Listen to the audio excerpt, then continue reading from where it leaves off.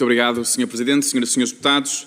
Quero, em nome do Grupo Parlamentar do PSD, cumprimentá-lo, agradecer a sua vinda a esta Comissão Parlamentar de Inquérito e, desde já, também sublinhar o papel absolutamente imprescindível dos técnicos de emergência pré-hospitalar naquilo que é o trabalho do INEM e do socorro à nossa população e reiterar também aquilo que é o empenho deste Governo em valorizar, como aqui também teve a oportunidade de dizer, em valorizar esta carreira com os seus salários, que já têm permitido diminuir esta necessidade histórica de recurso a trabalho suplementar e, portanto, é bom sabermos que as medidas implementadas por este Governo já estão a surtir efeito. E dizer também que nós defendemos a livre associação e também o papel dos sindicatos no nosso regime democrático e, portanto, saudamos também a sua presença. Quero começar por perguntar-lhe, porque já respondeu aqui algumas coisas, por que motivo se desvinculou do sindicato que, de certa forma, ajudou a fundar? Como disse na minha intervenção inicial, a forma como a direção do sindicato, a postura que tinha perante a coordenação, fez-me deixar de acreditar no caminho que estava a ser feito e que me pudesse defender na posição em que eu tinha e, por isso, achei que não fazia sentido continuar associado a essa estrutura. Consegue dar casos concretos dessa falta de postura? Acusações diversas de pressão, assédio, de más práticas que, na verdade, acabaram por nunca se confirmar. Algumas, inclusivamente, com procedimentos internos que foram disputados pelo Instituto, que acabaram por dar em arquivamento. E, por isso, mais uma vez, todas elas se demonstraram infundadas. Muito obrigado. Durante esses anos em que foi também sindicalista ou que esteve ligado à coordenação, acompanhou quantas greves, mais ou menos? Tem ideia do número de greves que ocorreram? Enquanto dirigente sindical? E nessa última parte da sua carreira também? Enquanto dirigente sindical, uma ou duas. Foi muito na fase inicial. Desde que sou coordenador, andará numa média de 2, 3 por ano. Disse-nos no depoimento escrito que cerca de 20. Sim, terá totalizado 20 neste período. E dessas greves todas que acompanhou, recorda-se quais eram as principais reivindicações do sindicato STEP? Aumento salarial, condições de trabalho mais adequadas, competências para que os técnicos conseguissem fazer melhor trabalho, portanto, mais formação de melhor qualidade e protocolos que permitam a base do socorro, que é isso onde nós trabalhamos, que a base do socorro consiga dar a melhor resposta possível em situações de life-saving, não tendo que esperar a chegada de meios mais diferenciados, como uma ambulância de suporte imediato de vida, uma viatura médica ou um helicóptero. Portanto, concorda que as reivindicações desta greve de 2024 não eram muito diferentes dessas greves que acompanhou durante estes últimos anos? Não, tem vindo a ser equivalente.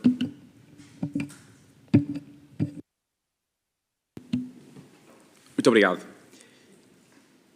Considera então que, se durante estes últimos anos em que acompanhou de perto também estas greves, as reivindicações do sindicato tivessem sido acolhidas pela tutela ou pela direção do INEM, que esta greve de 2024 não teria ocorrido. Não haveria nada a reivindicar, ou pelo menos não nesta dimensão. Acredito que, estando os trabalhadores satisfeitos com as condições, não há motivo para haver greve, claro. Muito obrigado. Temos ouvido o Partido Socialista dizer que o INEM não constava do plano de emergência de transformação em saúde deste Governo. Temos ouvido também o Partido Socialista a criticar a refundação, a reforma do INEM, que passa pela reformulação da lei orgânica, a modernização do CODU, a contratação de novos TEPs, enfim, uma miríade de decisões. Independentemente de concordarmos ou não com aquilo que é as medidas aplicadas por este Governo, recorda-se nesses últimos anos de haver algum plano para o INEM, para estes objetivos, desde logo da revisitação da lei orgânica, da contratação de novos técnicos? Houve algum plano do Partido Socialista para o INEM nos últimos 10 anos? Como lhe disse, eu afasto-me muito de notícias, por isso não tenho na memória que isso tenha acontecido.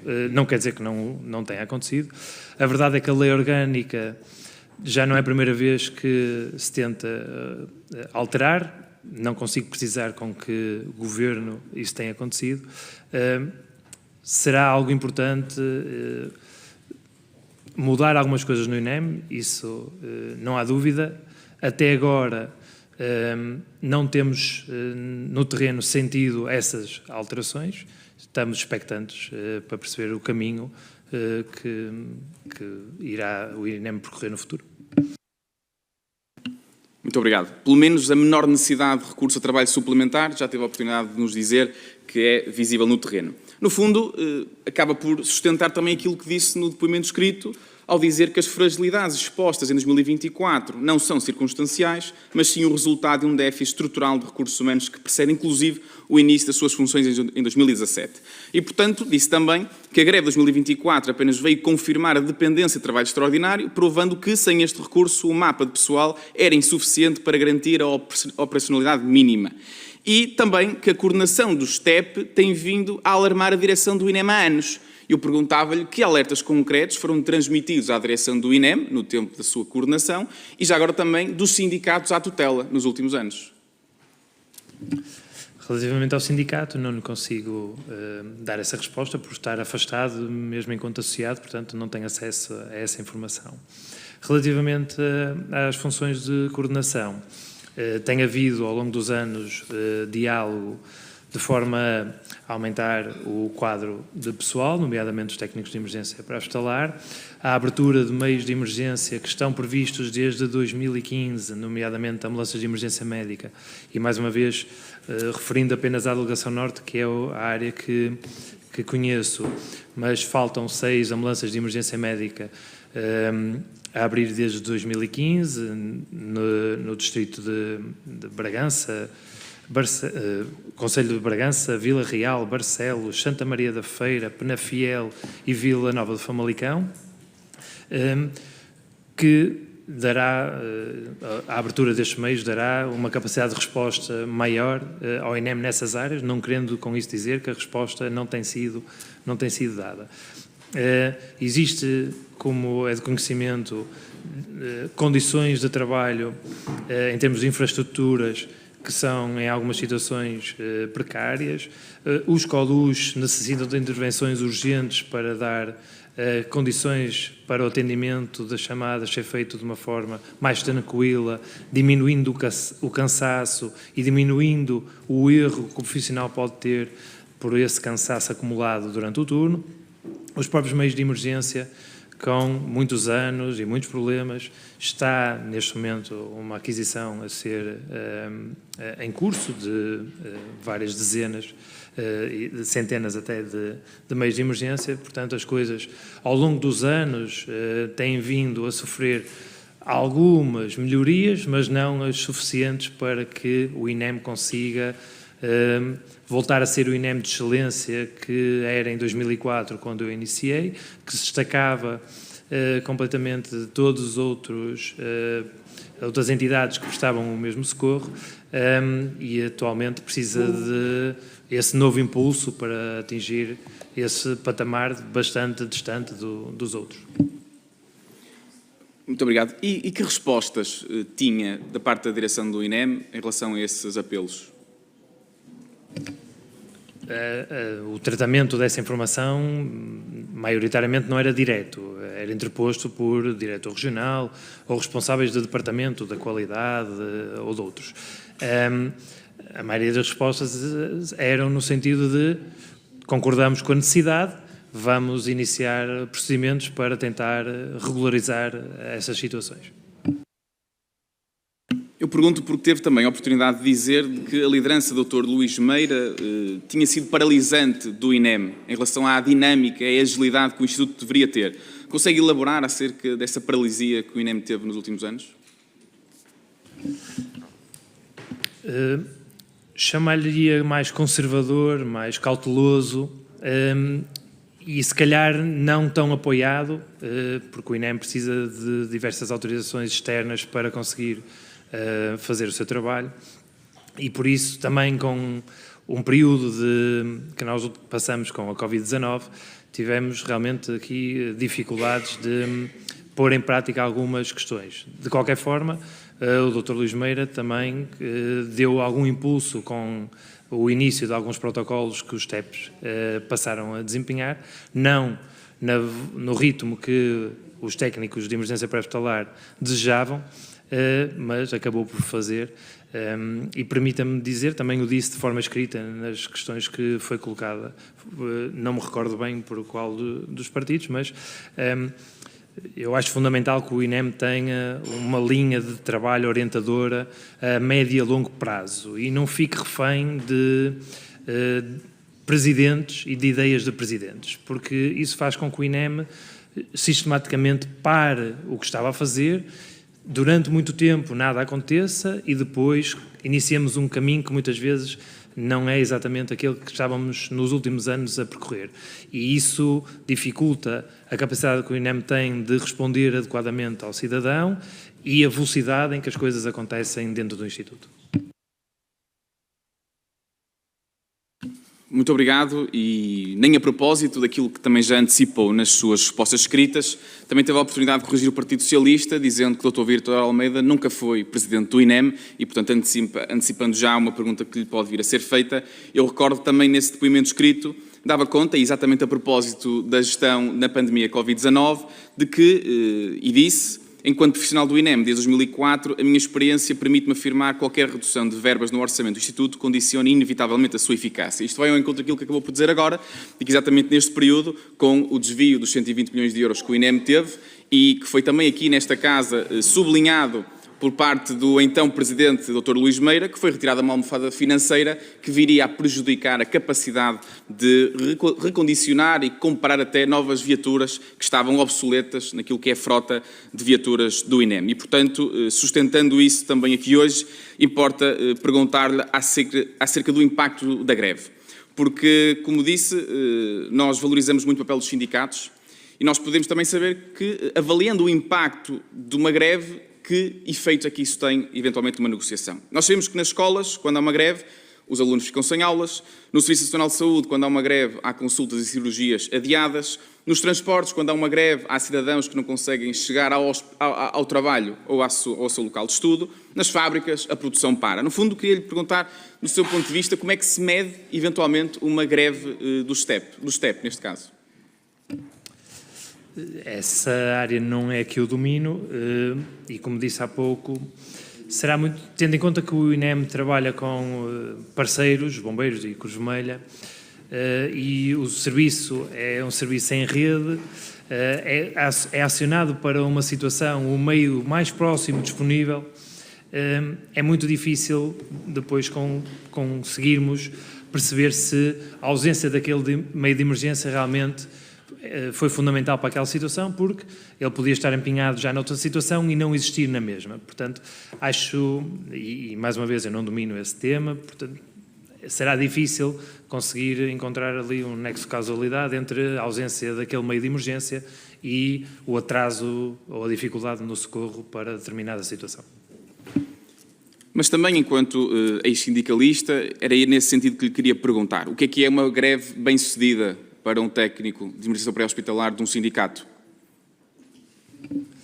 É conseguir que as suas intenções sejam ouvidas e acolhidas e os problemas resolvidos. Porque os técnicos têm lutado ao longo dos anos nesse sentido. Melhores condições para conseguir fazer o melhor trabalho. Dificilmente encontram nas reivindicações algo que seja para benefício próprio. Há uma intenção de garantir condições para que o trabalho seja melhor feito e o socorro seja garantido de forma mais adequada. Um dos exemplos que lutamos há muitos anos são as competências, os protocolos farmacológicos, para que realmente o cidadão, no momento em que precisa de ajuda e o primeiro meio de emergência, seja ele qual for, chega ao local, consiga fazer algo de life-saving e que consiga afastar aquela situação que pode dar origem à morte desse desfecho fatal. Portanto, as reivindicações têm habitualmente esse objetivo. Disse que... tempo está a contar, eu não tinha começado. Peço desculpa. Disse aqui que uma greve bem-sucedida é aquela que leva a que o sindicato seja ouvido e ter as suas reivindicações acedidas. Nesse caso, as greves do tempo do Partido Socialista não foram bem-sucedidas e pergunto-lhe se esta foi, uma vez que foram pela primeira vez ouvidos, neste caso o sindicato, pela tutela, pela Ministra da Saúde e tiveram reivindicações acedidas. No fundo, se concorda que esta greve foi bem-sucedida? Eu penso que, no histórico, nós temos conseguido algumas coisas, independentemente do governo ou do partido que está no governo, temos conseguido algumas coisas e a própria formação iniciou já há alguns anos, alguns protocolos iniciaram em governos anteriores, portanto, penso que de forma transversal os governos acabam por atender às reivindicações.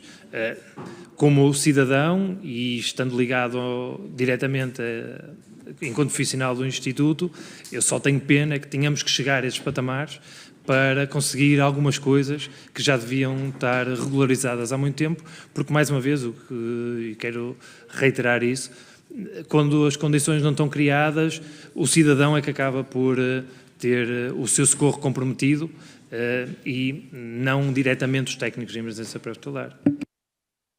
Muito obrigado. De facto, esta greve não foi nada bem-sucedida e é por isso que estamos aqui nesta Comissão Parlamentar de Inquérito, mas dizer-lhe que da parte deste Governo há este compromisso, como saberá, de que esta carreira possa ser devidamente valorizada. Mas ainda voltando àquilo que foi a leitura da mensagem do WhatsApp, eu gostava de lhe perguntar como é que teve acesso a essa mensagem, se consta do grupo ou se foi enviada.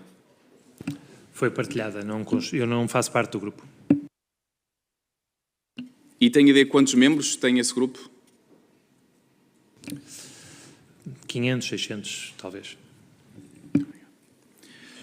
Recorda-se do tempo em que acompanhou outras greves, de ter havido grupos do WhatsApp com mensagens desta índole que lhe tivessem chegado?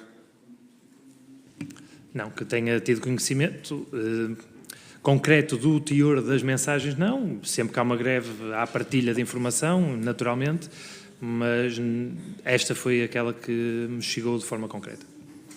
Portanto, foi pela primeira vez que soube de mensagens deste teor em grupos onde constam TEPs. Também comparando esta greve em particular com as greves do passado, quero perguntar-lhe se considera que houve algum fator que tivesse impactado esta greve, designadamente a simultaneidade com outra greve da função pública. Se recorda de outra greve no passado em que isso tivesse acontecido, acontecendo agora, se acha que isso teve impacto? Não me recordo de ter acontecido outra equivalente e, como disse há bocado, na verdade o impacto acabou por ser muito discreto, poderia ter sido menor, lá está, como disse há bocado, na definição de serviços mínimos, garantia alguns meios de emergência que acabaram por ficar inoperacionais, mas no total destes 10 dias de greve, as ausências não tiveram uma expressão demasiado elevada. Mas por que motivo sentiu ser pertinente enviar esse print, essa imagem para esta Comissão Parlamentar de Inquérito? O print foi-me solicitado. Ele veio através de um e-mail que eu envio ao meu diretor regional a pedir orientações para tentar, de alguma forma, garantir que o serviço não era condicionado por uma possibilidade de um comportamento neste sentido. Portanto, esta mensagem originou a sua preocupação fosse aumentada e que tivesse contactado o seu superior hierárquico. Queria perguntar-lhe também em relação àquilo que foi o depoimento do Dr. Rui Lázaro nesta Comissão Parlamentar de Inquérito, que dava conta de que incorreriam judicialmente contra esse coordenador, diga-se o Sr.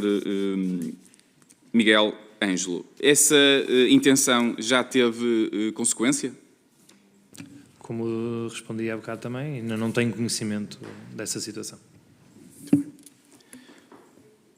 Disse também no seu depoimento escrito, nas respostas que deu a esta Comissão, de que houve, no fundo, uma falha de comunicação institucional entre aqueles que deveriam ser os responsáveis pela gestão da designação dos serviços mínimos e aqui hoje já teve também a oportunidade de sublinhar isso, de que pouco ou nada haveria a fazer além de decretar e de cumprir os serviços mínimos. quem é que, do seu ponto de vista, deveria, ou foi o pecado original, se quisermos, o início desta cadeia que falhou de comunicação dentro do INEM, do Ministério? Era a pergunta que lhe deixava. Não lhe consigo dizer. A informação chega-me através do diretor regional, que por sua vez recebe do Departamento de Recursos Humanos. Onde poderá ter havido uma falha, não sei, não lhe consigo precisar.